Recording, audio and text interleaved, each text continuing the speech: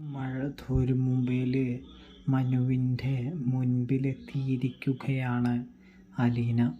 ഒടുവിൽ മനുവിനോട് യാത്ര പറയാനായിട്ട് ശ്രമിക്കുമ്പോൾ മനു അലീനയോട് പറയുന്നുണ്ട്, നീ എന്നോട് യാത്ര പറയേണ്ട കാര്യമോ ആവശ്യമോ ഒന്നും തന്നെയില്ല.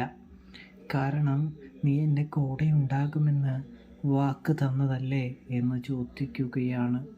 ഇതേ സമയം എന്നാലും മനുവേട്ട ഒന്ന് പറയണമല്ലോ. അല്ല, നീ എന്നോട് മാത്രം പറയാനാണോ വന്നത് എന്ന് മനു ചോദിക്കുന്നു.